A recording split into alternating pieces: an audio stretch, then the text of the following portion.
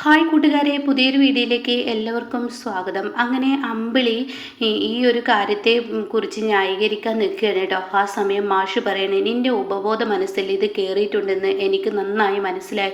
പെട്ടെന്ന് പണക്കാരിയാവാൻ അച്ഛ അങ്ങനെയൊന്നും പറയരുത്. എന്നാലും മോളെ, ഞാൻ നിന്നെ കരയിപ്പിക്കാനോ സങ്കടപ്പെടുത്താനോ വേണ്ടിയല്ല. അന്യൻ്റെ മുതൽ ആഗ്രഹിക്കരുതെന്ന് ഈ അച്ഛൻ പഠിപ്പിച്ചു തന്നിട്ടുണ്ട്. പിന്നെ നിങ്ങളെല്ലാവരും തെറ്റ് ചെയ്യുമ്പോൾ നിങ്ങൾ നിങ്ങളുടെ അമ്മയോട് അത് പറയുന്നുണ്ട്. എന്നാൽ അമ്മ എന്നോട് പറയുന്നില്ല എന്നൊരു തോന്നൽ നിന്നിലുണ്ടോ? ഞാനും നിൻ്റെ അമ്മയും മനസ്സ് അങ്ങോട്ടും ഇങ്ങോട്ടും പങ്കുവെക്കാറുണ്ട്. നിൻ്റെ അമ്മക്ക് മുന്നിൽ പോയപ്പോൾ എന്നോട് പലതും പറഞ്ഞു എന്ന് പറയട്ടോ. ഇത് കേൾക്കുന്ന അമ്പിളി ആകെ ഞെട്ടിപ്പോണ്. ഈശ്വര, തൻ്റെ അമ്മയോട് താൻ ചെന്ന് പറഞ്ഞതാണ്. അമ്മയായിട്ടാണോ എനിക്ക് രക്ഷപ്പെടാനുള്ള ഒരു മാർഗം തുറന്നു തന്നത്? ആ ഒരു കിലോത്തിൻ്റെ സ്വർണം അത് തൻ്റെ കൈകളിൽ കിട്ടിക്കഴിഞ്ഞാൽ തീർച്ചയായും തനിക്ക് രക്ഷപ്പെടാമെന്ന് അമ്മയായിട്ടാണോ പറഞ്ഞത് എന്ന് അമ്പിളി പലവട്ടങ്ങളായി ചോദിച്ചല്ലോ. ആ ഒരു ചോദ്യം ഇങ്ങനെ അമ്പിളിയുടെ ഉള്ളിലൂടെ ഇങ്ങനെ കടന്നു പോകാനായിട്ട് ആ സമയം അമ്പിളിക്ക് അവിടെ നാവ് ചലിക്കാൻ കഴിയുന്നില്ല.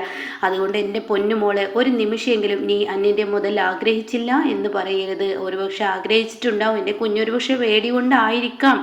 എന്നാലും കൂടി അത് ഒളിപ്പിച്ചു വെച്ചത് അത് വലിയ തെറ്റ് തന്നെ. അപ്പോഴേക്കും അമ്പിളി വീണ്ടും കരയുമ്പോൾ, അമ്പിളി നീ കിടന്ന് കരയാതെ എന്ന് രഘു പറയാണ്. നീ ചെയ്തത് ഒരു തെറ്റ് തന്നെയാണ്. ഒന്നാമത് സ്വർണ്ണക്കടത്തുകാരുടെയൊക്കെ സ്വർണ്ണം കൈക്കൽ വെച്ചാൽ പിന്നീടുണ്ടാവുന്ന ഭവിഷ്യത്തുകൾ നീ നേരിട്ട് കണ്ടതല്ലേ. ഇതിലേറെ ആയിരിക്കും മുൻപോട്ട് പോകുമ്പോൾ. എത്ര മറച്ചു വെച്ചാലും ഏത് സമയം പുറത്തെടുക്കുമ്പോഴും പോലീസാണെങ്കിലും അവരാണെങ്കിലും പിടിക്കും. അത് ഉറപ്പുള്ള കാര്യമാണ്. അതുകൊണ്ട് ആരുടെയും മുതലുകൊണ്ട് എനിക്ക് രക്ഷപ്പെടേണ്ട. സ്വയം പണം കൊണ്ട് തന്നെ ഞാൻ രക്ഷപ്പെടാൻ ശ്രമിക്കുമ്പോൾ ദൈവം എനിക്ക് ഓരോ വഴിത്തടസ്സങ്ങളാണ് ഉണ്ടാക്കുന്നത്. അതുകൊണ്ട് എനിക്കുള്ളത് അവിടെ കരുതിയിട്ടുണ്ടാവും. അമ്പിളി, പെട്ടെന്നൊന്നും പൈസക്കാരാവേണ്ട. നമുക്ക് നമ്മുടെ മനസ്സമാധാനത്തോടു കൂടി ജീവിക്കാനുള്ള ആ ഒരു സൗഭാഗ്യം നമുക്ക് കിട്ടിയാൽ മതി അമ്പിളി എന്ന് പറയുമ്പോൾ അമ്പിളി തൻ്റെ അച്ഛൻ്റെ നെഞ്ചിൽ അടിച്ച് കരയാണ് കേട്ടോ. നെഞ്ചിലോട്ട് ചാഞ്ഞ് കരയാണ് കേട്ടോ. ഈ സമയം രഘു പറയാണ്, ചെയ്തു. അപ്പോഴേക്കും രഘു വഴക്ക് പറയാൻ ഒരുങ്ങുമ്പോഴേക്കും ഉടൻ തന്നെ മാഷ് പറയാണ്, തെറ്റുപറ്റി എൻ്റെ കുഞ്ഞാ, തെറ്റ് എന്നിൽ ഏറ്റു പറഞ്ഞ സ്ഥിതിക്ക് ഇനി ആ തെറ്റ് തിരുത്തണം രഘു. ശരി അമ്മാവാ, എന്താ വേണ്ടത്? ആ സ്വർണം എടുത്തു വാ എന്ന് പറയുന്നുണ്ട് കേട്ടോ. ഇതേ സമയം അനുപമ അമ്പലത്തിൽ എത്തിയിരിക്കുകയാണ്. കുഞ്ഞിനെയും കൊണ്ടാക്കി അനുപമ അമ്പലത്തിൽ പ്രതിഭയുടെ അടുത്തോട്ട് എത്തിയിരിക്കുകയാണ്. അപ്പോൾ പ്രതിഭ ആ ലേഹവുമായി വന്നിരിക്കുകയാണ്. അപ്പോൾ ഉടൻ തന്നെ പ്രതിഭ, എന്തിനാ ചേച്ചി ഈ ലേഹം കൊണ്ടുവരാൻ പറഞ്ഞത്? അതുണ്ട് മോളെ, ആ ലേഹം ഇങ്ങ് കാണിച്ചതെന്ന് പറയുമ്പോൾ സാധാ ഒരു ബോട്ടിൽ ലേഹാക്കി കൊണ്ടുവന്നിരിക്കുകയാണ്. അതിമേ പേരും കുറിപ്പും കാര്യങ്ങളൊന്നുമില്ല. കാരണം പിടിക്കപ്പെടുമല്ലോ സുശീലയെ. അതുകൊണ്ട് തന്നെ അതുപോലെ തന്നെ ഒരു ഗർഭിണി കഴിക്കേണ്ട അങ്ങനെ ഒരു ലേഹം ഇനി അനുപമ കൊണ്ടുവരൂ കേട്ടോ. അങ്ങനെ പ്രതിഭ ഈ ലേഹം കയ്യിൽ കൊടുക്കുമ്പോൾ, ചേച്ചി എന്താണ് ഉദ്ദേശിക്കുന്നത്? ഈ ലേഹം അമ്മയും അച്ഛനും കഴിക്കുന്നുണ്ടെന്ന് നിരീക്ഷിച്ചും കൊണ്ടിരിക്കുന്നുണ്ട്.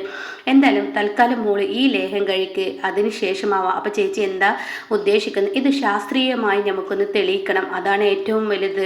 കാരണം നിൻ്റെ ഈ അമ്മായിയമ്മ നിൻ്റെ ജീവൻ രക്ഷിക്കാനാണോ നിന്നെ കൊല്ലാനാണോ ഈ സ്നേഹം നടിച്ചു വന്നിരിക്കുന്നത് എന്നുള്ളത് അറിയണ്ടേ? കാരണം ഞാൻ അറിയുന്നത് പോലെ ആ സ്ത്രീയെ വേറെ ആരും അറിയില്ല. അവർക്ക് അവരുടെ വഴിക്ക് തടസ്സം വരുന്ന എന്ത് തന്നെയാണെങ്കിലും സ്വന്തം മക്കളാണ് പോലും അവർ വെട്ടും. അങ്ങനെ ഒരു സ്വാർത്ഥ താല്പര്യക്കാരിയാണ് അവർ.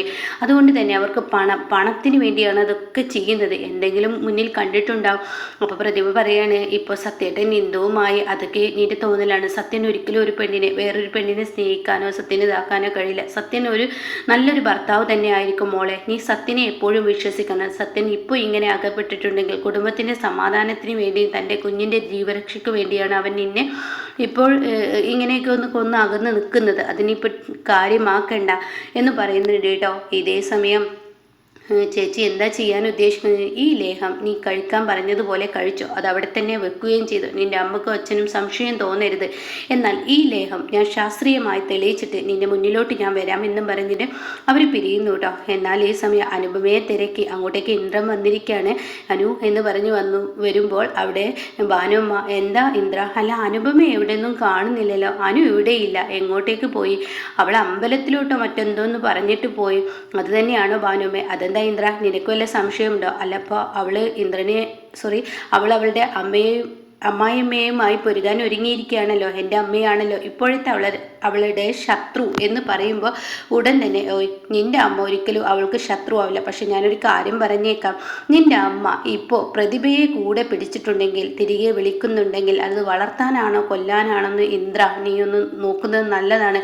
ഇനി നിന്റെ അമ്മ ഒരു കൊലപാതകം കൂടി ചെയ്തു കഴിഞ്ഞ് തീർച്ചയായും സുശീലയെ പിന്നെ ശിക്ഷ വിധിക്കാതിരിക്കാൻ പറ്റത്തില്ല എന്ന് പറയട്ടോ.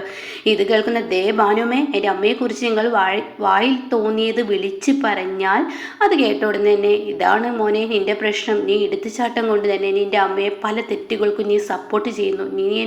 നീ തന്നെ ഒന്ന് ചിന്തിച്ച് നോക്ക്, അതിൽ നിന്ന് തന്നെ നിനക്ക് ഉത്തരം കിട്ടും എന്നൊക്കെ പറയുമ്പോഴും അമ്മയോടുള്ള അമിത വിശ്വാസം, തൻ്റെ അമ്മ പെറ്റമ്മ തന്നെ ചതിക്കില്ല എന്നുള്ളതും ഒക്കെയാണ് കേട്ടോ ഇന്ദ്രൻ്റെ മനസ്സിൽ. ഇതേ സമയം അനുപമയാണെങ്കിൽ നേരെ ഹർഷയുടെ അരികിലോട്ടാണ് പോകുന്നത്. ഹർഷക്കാണെങ്കിൽ അനുപമയെ കാണുമ്പോൾ ഒരു ജീവൻ വീണ്ടും വെക്കുന്നത് പോലെ തോന്നാണ്. തനിക്ക് ഈ കിടക്കയിൽ കിടക്കുമ്പോൾ തന്നെ സഹായത്തിനായി എത്തിയത് അനുപമ തന്നെയാണ് എന്ന ആ ഒരു തോന്നൽ. തനിക്കൊരു 2 ആശ്വാസ വാക്ക് പറയാനും അനുപമ എത്തുന്നു.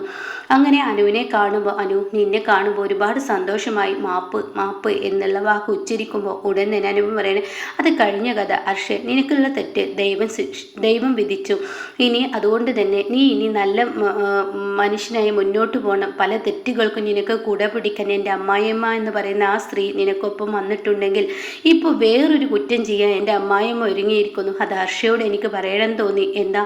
എന്നിങ്ങനെ ഹർഷ ആംഗ്യ ഭാഷയിൽ പറയുമ്പോൾ, ഇതാ ഈ ലേഖം കണ്ടോ, ഈ ലേഹം പ്രതിഭയ്ക്ക് കൊടുക്കാൻ വേണ്ടി കൊണ്ടുവന്നതാണ്. ആദ്യം ഏതോ ജ്യോത്സ്യം പറഞ്ഞു അത്രേ, ആ കുഞ്ഞ് ചാപ്പിള്ളയാണ്, അത് വീടിന് ദോഷം ചെയ്യുന്ന കുഞ്ഞാണ് ഇത്ര, അതിനെ കൊല്ലണം എന്ന് ഏതോ ജ്യോത്സ്യൻ പറഞ്ഞപ്പോൾ ആ കുഞ്ഞിനെ കൊല്ലാൻ ശ്രമിച്ചപ്പോൾ സത്യൻ ബുദ്ധിമാനായി അവൻ്റെ ഭാര്യ വീട്ടിലോട്ട് അവളെ കൊണ്ടാക്കിയപ്പോൾ അവിടെ പ്രശ്നങ്ങൾ ഉണ്ടാവുമെന്ന് കരുതിയപ്പോൾ വീണ്ടും ഞാൻ അവിടോട്ട് പ്രതിഭയെ പറഞ്ഞയച്ചപ്പോൾ പിന്നീട് സത്യൻ തിരികെ തന്നെ ഇവിടെ കൊണ്ടുവന്നാക്കി. സത്യന് പോലെ അവൻ്റെ അമ്മ അവൻ്റെ കുഞ്ഞിനെ കൊല്ലുമെന്ന പേടി അവനിലുണ്ട് എന്ന് പറഞ്ഞിട്ട് പിന്നീട് ഇപ്പോൾ മാടമ്പള്ളി ജ്യോത്സ്യന ഏതൊക്കെയോ ഒരു ജ്യോത്സ്യൻ്റെ പേരൊക്കെ പറഞ്ഞു അവിടെ പോയി ഏലസും ഒരു ലേഹവും കൊടുത്തിട്ടുണ്ടെന്ന് പറയുമ്പോൾ ഹർഷ പറയണം, അത് കഴിക്കരുത് എന്ന് ഹർഷ പറയുന്നുണ്ട് കേട്ടോ.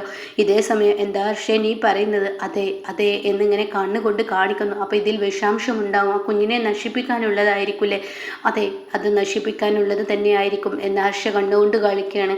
അപ്പോൾ ഉടൻ തന്നെ എന്തോ ഊഹാപോഹം വെച്ച് നമുക്ക് എന്തായാലും അവരെ കുറ്റപ്പെടുത്താൻ പറ്റില്ലല്ലോ. അതുകൊണ്ട് ഹർഷ ഞാൻ നിന്നോടൊരു സഹായം ചോദിക്കുന്നു.